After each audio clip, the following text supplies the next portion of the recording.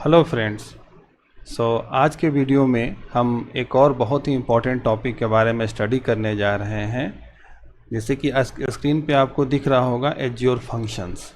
Okay, ये function क्या होता है, कैसे काम करता है, इन सभी चीज़ों के बारे में हम आज के वीडियो में स्टडी करने जा रहे हैं। और इसके बेनिफिट्स भी हम लोग ऑब्वियसली देखेंगे कि आखिर एज्योर फंक्शन का यूज़ करने से बेनिफिट्स क्या होता है। ओके, एज्योर फंक्शन मतलब क्या, हम लोग एक क्या करते हैं, प्रोग्राम जो हम लोग प्रोग्रामिंग करते हैं, कोडिंग करते हैं, तो उसमें नॉर्मल तरीके से आप सोचिए कि हम लोग क्या करते हैं कि एक मेथड बना देते हैं। एक मेथड, और वो मेथड का काम क्या होता है, कोई टास्क परफॉर्म करना। ओके, जैसे कि सपोज कीजिए कि हम एक अगर कैलकुलेटर का प्रोग्राम बना रहे हैं तो हम एक मेथड बनाते हैं ऐड का, एक सब्सट्रैक्ट का। ठीक, तो उसी तरह से यहाँ पर भी डिफरेंट फंक्शंस को परफॉर्म करने के लिए आप फंक्शन बना सकते हैं। बट अब ये सवाल ये उठता है कि आखिर ये पीस ऑफ कोड जो हम बनाएंगे ये एग्जीक्यूट कैसे होगा। ओके, इसको एग्जीक्यूट करने के लिए एज्योर ने डिफरेंट टेक्निक्स हमें प्रोवाइड किया है। वो हम फंक्शन क्रिएट करते समय ही वो टेक्निक्स डिफाइन करते हैं कि कैसे रन करेगा हमारा ये फंक्शन। तो ये जो एज्योर फंक्शन होता है ये आपका वेबसाइट या वेब एप्लीकेशन जो है इससे अलग होता है। ओके, अब अगर हम बात करें कि बेसिक अगर मतलब ऑब्जेक्टिव क्या है एज्योर फंक्शन यूज़ करने का, तो एज्योर फंक्शन बेसिकली हम ये कर सकते हैं कि कोई हमें टास्क परफॉर्म करना है किसी टाइम इंटरवल पे या किसी इवेंट पे जो कि ऑटोमेटिकली एग्जीक्यूट हो, उसमें कोई ह्यूमन इंटरवेंशन की ज़रूरत ना हो, तो उसके लिए हम फंक्शन यूज़ करते हैं। तो जैसे अगर हम बात करते हैं कि हम क्या करते हैं कि जैसे कि बैकग्राउंड टास्क के लिए सीक्वल जॉब्स बनाते हैं। सीक्वल जॉब्स, अगर सीक्वल में काम कर रहे हैं तो वहाँ पे अगर डेटा प्रोसेस करना है, डेटा क्लीन अप करना है, या डेटा हमें सैप में सिंक करना है, एक डीबी से दूसरे डीबी में भेजना है, कुछ भी करना है।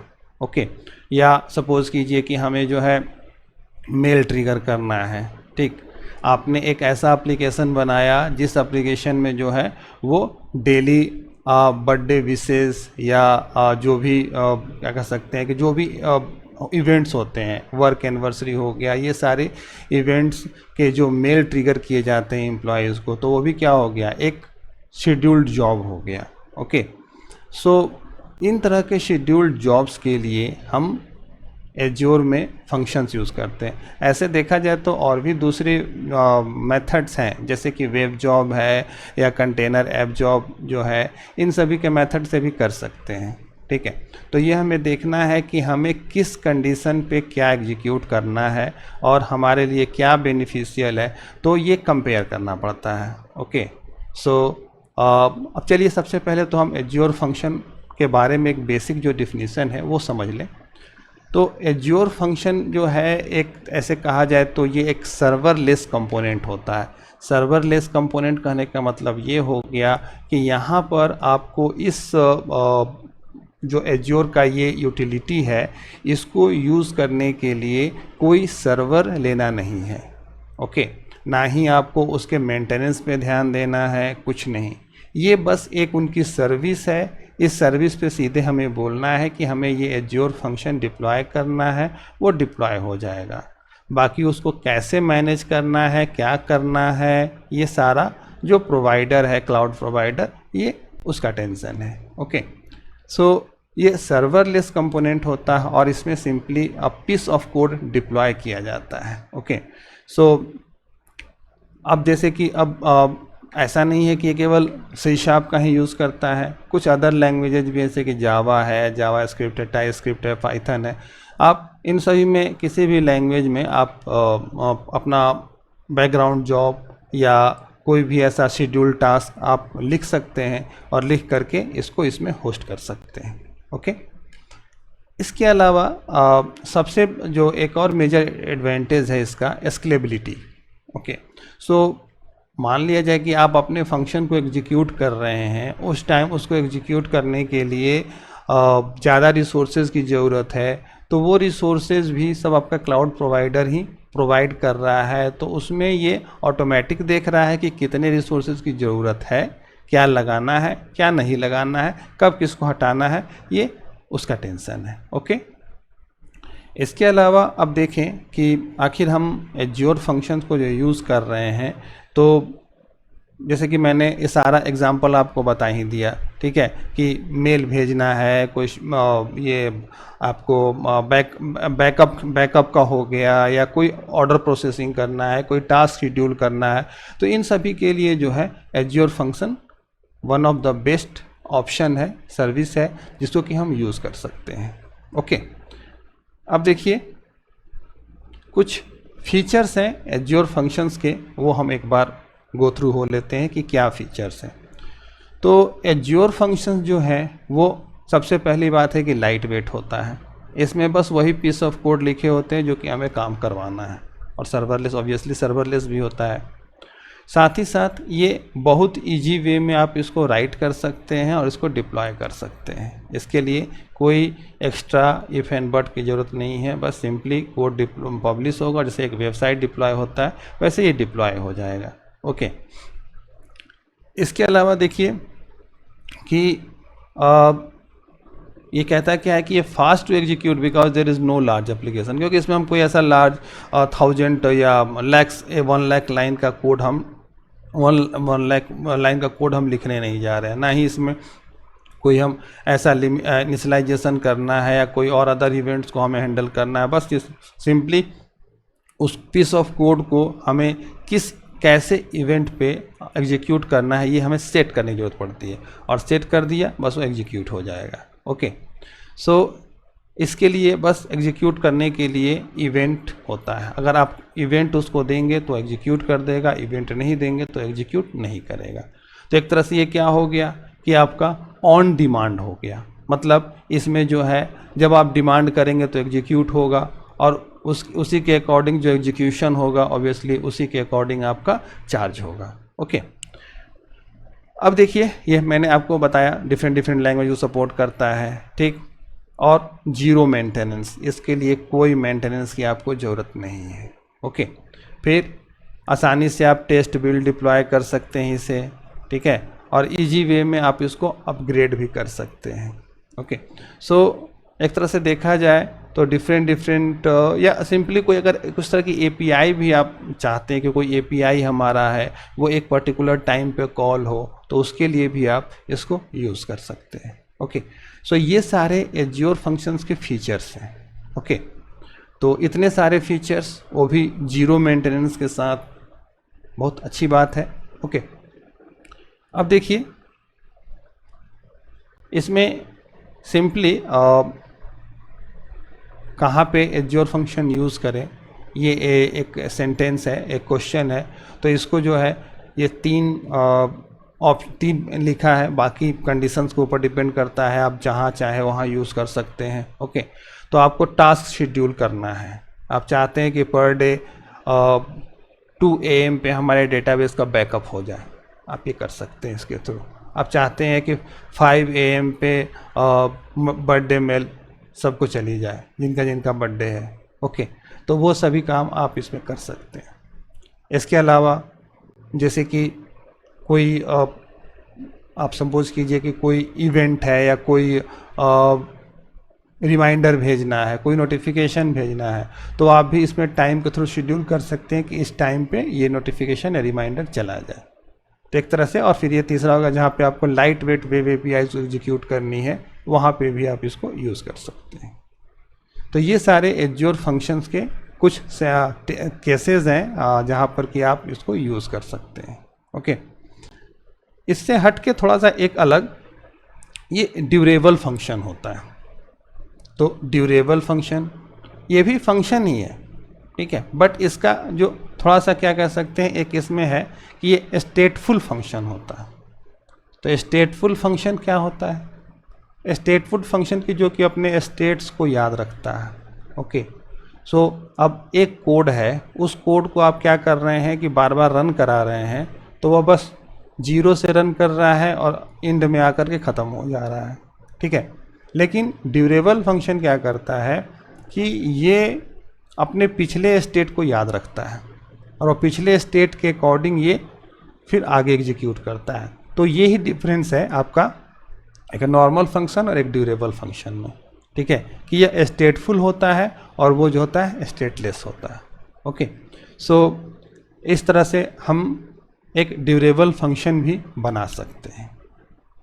ओके, तो ये तो फंक्शन का जो बेसिक थिंग है कि फंक्शन क्या होता है, किसके क्या बेनिफिट्स है, कहाँ इसके टास्क शेड्यूल टास्क होते हैं, इन सभी जगहों पे हम इसको यूज़ कर सकते हैं, कहाँ कहाँ, ये हमने स्टडी किया। ओके, अब आइए देखते हैं कि पोर्टल में हम कैसे एज्योर फंक्शंस को बना सकते हैं। तो इसके लिए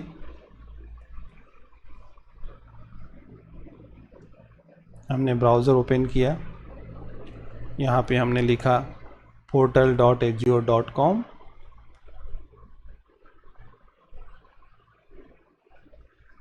ये वेबसाइट ओपन हो गया। अब यहाँ पे लिखते हैं फंक्शन ऐप। ओके, इसको क्लिक कीजिए। अभी आप देखेंगे कि यहाँ कोई नहीं है फंक्शन बना हुआ। सो चलिए एक क्रिएट करते हैं, क्रिएट फंक्शन ऐप। अब देखिए क्रिएट करते ही ये इसमें सबसे पहले आ गया होस्टिंग प्लान, आपका scale to 0, consumption plan, flex consumption, function premium, app service, container app environment, ये सारा दिखा दिया कि किस में क्या क्या फैसिलिटी है। Scale to 0, scale behaviour, virtual networking, dedicated compute and prevent and max scale out. Okay, 200 इसका है, कंजम्पशन में इसमें 1000, 100, 40, 60, 300, तो इस सब में अलग अलग है। ओके, अब इसमें जो है कह रहा है सेलेक्ट करना पड़ता है, तो हम चलिए क्या करते हैं कि इसमें scale to 0 consumption, pay for compute resources when your functions are running, pay as you go. Okay, तो इसी को हम लेते हैं और इसको सेलेक्ट करते हैं। अब देखिए इसमें आपका जो है सारा वही आ गया। तो पहले रिसोर्स ग्रुप चूज़ कर लेते हैं, माई रिसोर्सेज चूज़ किया। फंक्शन ऐप का नाम माई फर्स्ट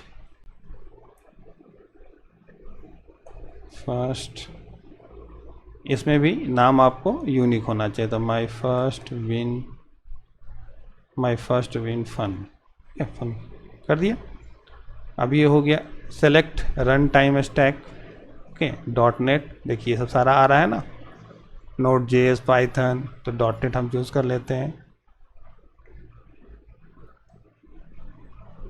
रीजन भी चूज़ हो गया, विंडोज़ भी चूज़ हो गया। ओके, अब देखिए इसमें नेक्स्ट जो है वो हमारा स्टोरेज। तो आगे के प्रॉपर्टीज़ पे जो है आप जा सकते हैं, ठीक है, अदरवाइज़ आप यहाँ भी रिव्यू एंड क्रिएट कर सकते हैं। तो अब देखिए फंक्शन के लिए एक स्टोरेज अकाउंट की ज़रूरत होती है। तो स्टोरेज क्या होता है, कितने टाइप का होता है, हम वो जब स्टोरेज पढ़ेंगे तो उसमें हम देखेंगे कि स्टोरेज हमारा कैसे वर्क करता है। ओके, तो फिलहाल यहाँ पर जो है स्टोरेज फंक्शंस का जो भी थिंग्स है उसको स्टोर करने के लिए यहाँ पे ये बना रहा है। तो जो भी इसने नाम लिया है बाय डिफ़ॉल्ट इसको छोड़ देते हैं। एज्योर फाइल्स, ये भी एक स्टोरेज का ही पार्ट है, ठीक है, तो फिलहाल इसको मैं अभी अनचेक कर देता हूँ। कंटिन्यूअस इंटीग्रेशन के लिए तो वो अभी हमें करना है नहीं, बाकी ये सब ठीक है। Next networking, enable public access, on off on कर दिया। इनेबल नेटवर्क इंजेक्शन, ये ऑफ है। ओके, मॉनिटरिंग, अभी जो डिफ़ॉल्ट प्रॉपर्टीज़ है हम उसी को लेकर के आगे बढ़ते हैं, ठीक है। एप्लीकेशन इनसाइट के बारे में मैंने बोला था कि ये अलग से मैं बताऊंगा, इसलिए फ़िलहाल इसको मैं नो कर देता हूं। नेक्स्ट डिप्लॉयमेंट, कंटिन्यूअस डिप्लॉयमेंट, तो CI/CD इम्प्लीमेंट हम कर नहीं रहे हैं, इसलिए उसको छोड़ देते हैं। टैग्स पिछले वीडियोस में देख चुके हैं, इसलिए इसको छोड़ देते हैं। और फाइनली जो है रिव्यू एंड क्रिएट पे क्लिक करते हैं।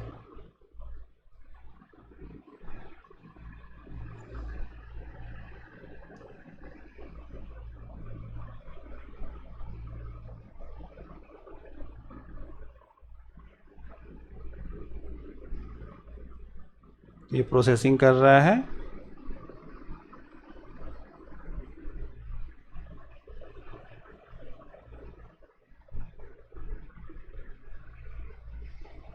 स्टोरेज अकाउंट बन गया।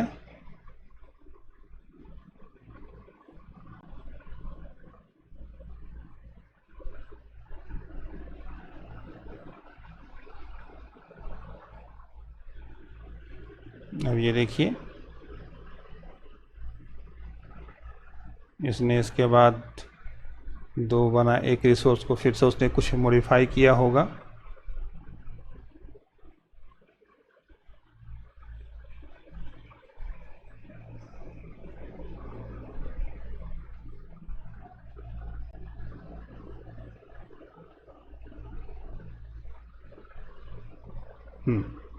आपका ये रिसोर्स बन के तैयार हो गया।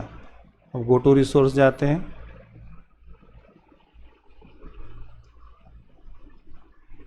ठीक है, तो ये फंक्शन ऐप हमारा बन के तैयार हुआ, लेकिन इसमें कोई फंक्शन तो हमने लिखा नहीं। तो अब फंक्शन लिखने के लिए हमारे पास यहाँ देख सकते हैं कि कोई फंक्शन यहाँ शो नहीं हो रहा है। तो create function in your preferred environment. Okay, आप विजुअल स्टूडियो में क्रिएट कर सकते हैं, VS कोड में कर सकते हैं, अदर कोई है, या CLI पे भी जा कर के आप फंक्शन को क्रिएट कर सकते हैं। ओके, सो हमारा सबसे फेवरेट चलिए विजुअल स्टूडियो है। ठीक है, विजुअल स्टूडियो में चल के हम क्रिएट करते हैं। ओके, सो इसके लिए विजुअल स्टूडियो हमने ओपन किया।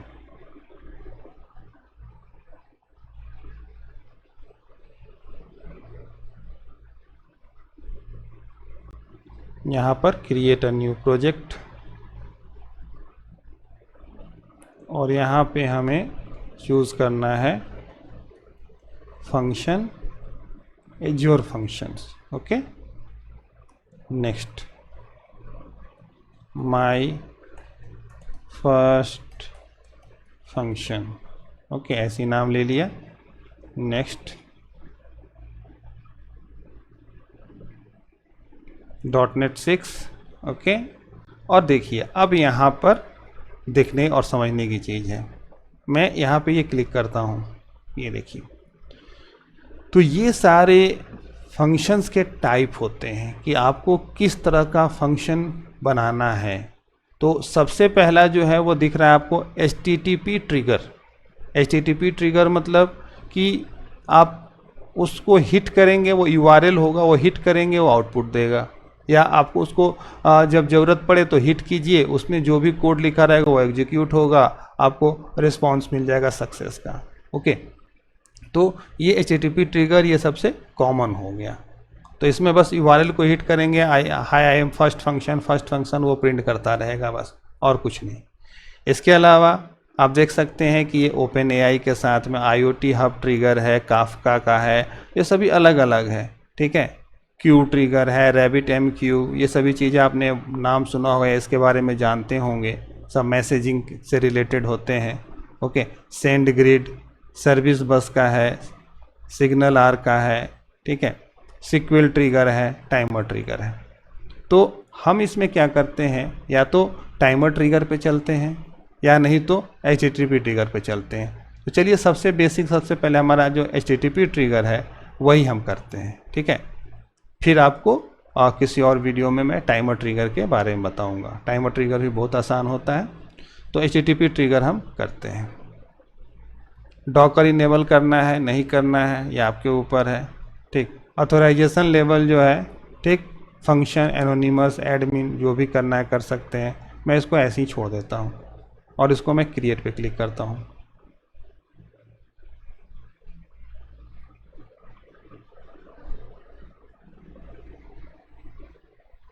अब देखिए आपका ये फंक्शन आ गया। इसमें कुछ डिफ़ॉल्ट बॉडी है, इसमें कि लिखा हुआ है ये कि C# HTTP trigger function processed a request. Okay, इसमें आप जो भी लिखना चाहते हैं, जो कुछ भी लिखना चाहते हैं, किसी भी तरह का कोड, आप यहाँ पे वो कोड इसमें लिख सकते हैं। और यहाँ पे फंक्शन नेम में जैसे कि आप देखिएगा फंक्शन 1 आ रहा है, इसको जो है हम कुछ नाम चेंज कर देते हैं और इसका नाम कर देते हैं माई HTTP फंक्शन। ओके, और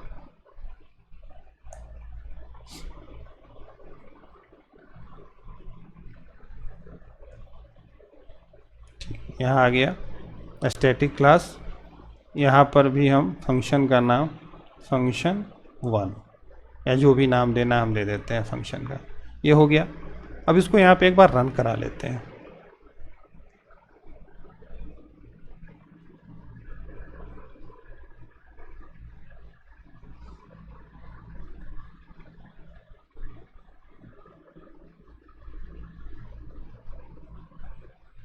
तो ये अभी हम अपना लोकल होस्ट पे इसको रन करा रहे हैं। ठीक है, इसको आप अलाउ कर दीजिए।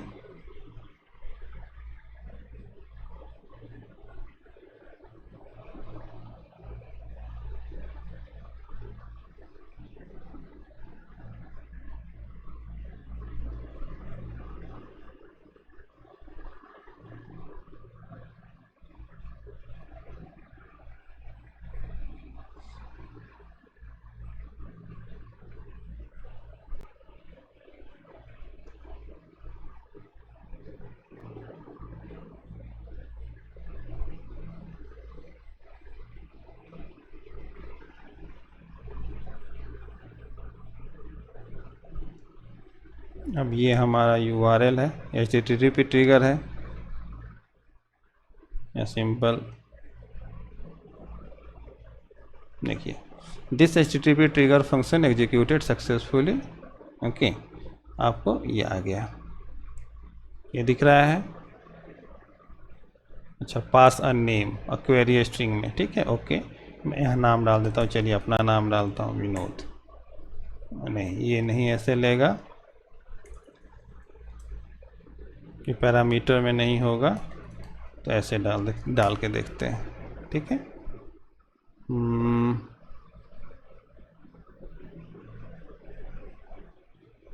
अच्छा ये ऐसे नहीं ले रहा है। ओके, कोई बात नहीं, उसमें कुछ और कोड होगा। फ़िलहाल जो है हम ये हटा देते हैं और ये देख रहे हैं कि हमारा जो है HTTP ट्रिगर फंक्शन एग्जीक्यूट हो रहा है। तो ये इस फंक्शन में ऐसा मत समझिए कि बस वो एक लाइन का कोड है वो रन हो गया, ऐसा नहीं। इसके बीच में जो भी आप कोड लिखेंगे, चाहे आप डेटाबेस से कनेक्ट करके लिखें या कुछ भी लिखें, ठीक है, वो सारा का सारा एग्जीक्यूट होगा।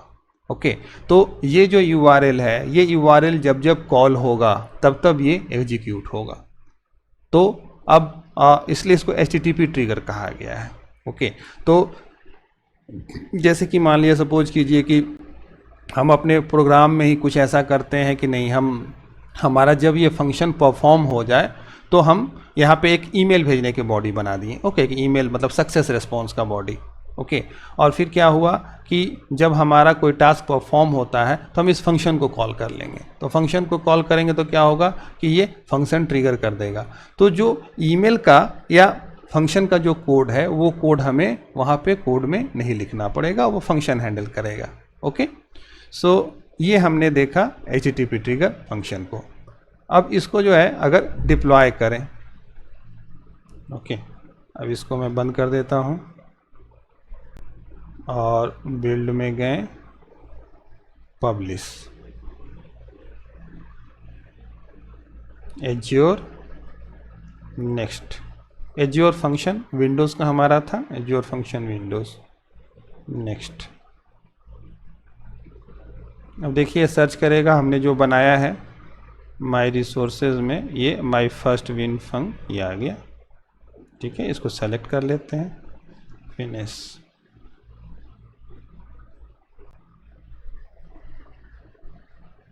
ओके, ये प्रोफाइल हमारा बन गया।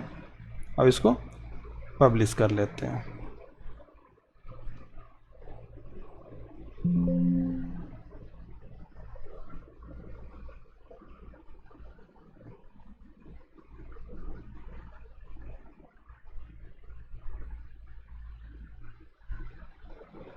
यस, यस करते हैं।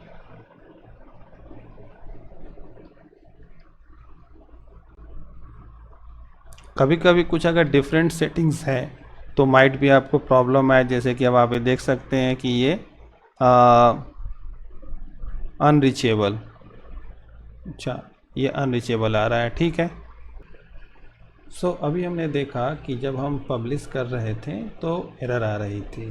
ओके, सो इस एरर को मैंने गूगल किया। गूगल करने के बाद में इसमें आप देखिए कि दो चीज़ें चेंज करनी पड़ी।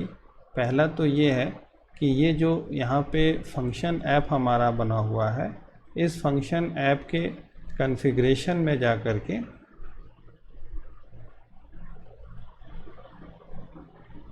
कॉन्फ़िगरेशन में जनरल सेटिंग्स है उसमें जा कर के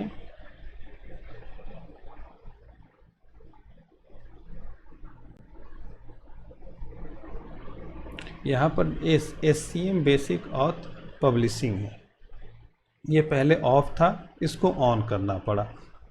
तो इसको ऑन करने से जो विजुअल स्टूडियो से इसने फिर अलाउ किया कोड को पब्लिश करने के लिए। ओके, फिर जब मैं दोबारा इसको पब्लिश कर रहा था तो ये फिर मैंने ये देखा कि इसकी जो प्रोफाइल है मुझे वो न्यू बनानी पड़ी। तो चलिए ये प्रोफाइल फिर से हम एक बार बना लेते हैं।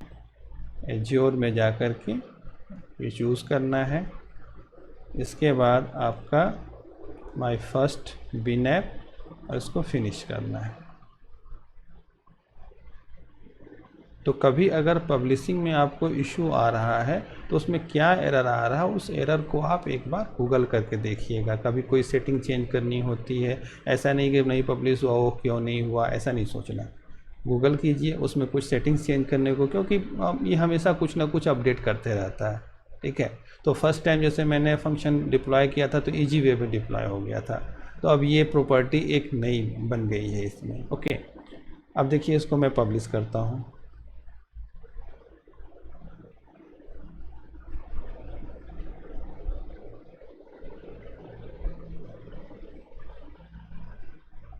ये पब्लिश हो रहा है। ये पहले ये टारगेट खोजता है, फिर वहाँ पे ये जिप डिप्लॉयमेंट, जैसे कि डिप्लॉयमेंट में मैंने आपको बताया था कि एक जिप डिप्लॉयमेंट भी होता है, तो ये जिप डिप्लॉयमेंट करता है।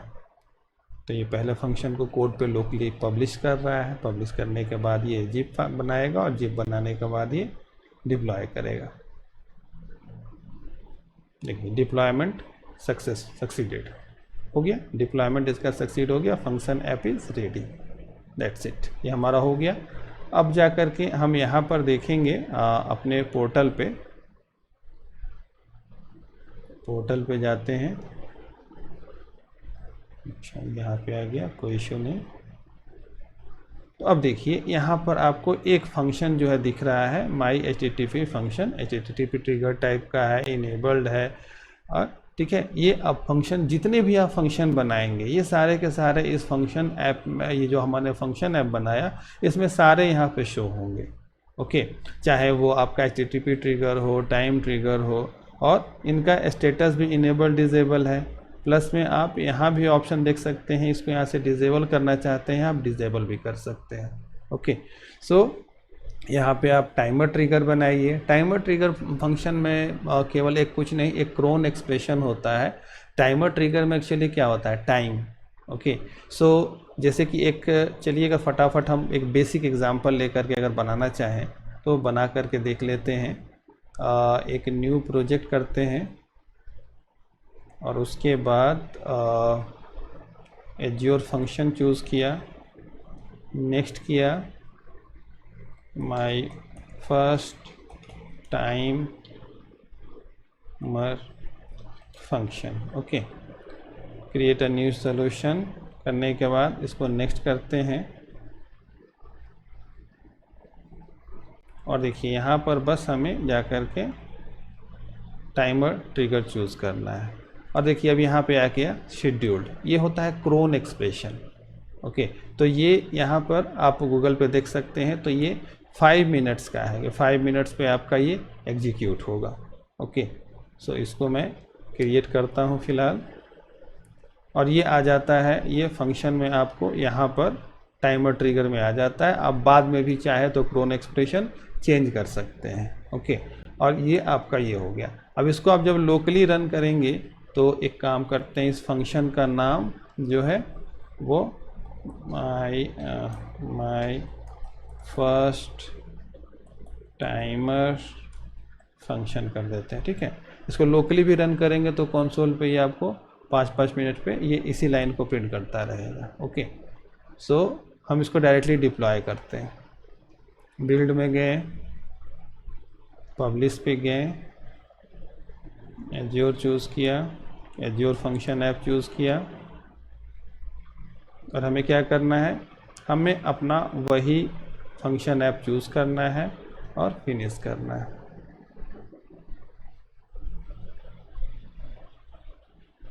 हो गया, प्रोफाइल बन गया इसका, बस इसको पब्लिश कर दीजिए। तो इसी में आपका बहुत तरह का आता है, आप चाहते हैं कि once in a week run हो या once in a month run हो, उस तरह के क्रोन एक्सप्रेशंस भी आप लिख सकते हैं। ओके, इसके लिए आप क्रोन एडिटर गूगल पे अवेलेबल है, आप उसका हेल्प ले सकते हैं और हेल्प ले करके अपना क्रोन एक्सप्रेशन तैयार कर सकते हैं। ओके, सो ये पब्लिश हो रहा है, बस हम ये देखेंगे कि ये कोड पब्लिश होकर के वहाँ पे एक और फंक्शन बन जाएगा, ये देखना है हमें। ओके, अब देखिए ये पब्लिश हो गया, फंक्शन ऐप इज रीडिंग, और अब चलिए यहाँ चल के हम इसको रिफ्रेश करते हैं।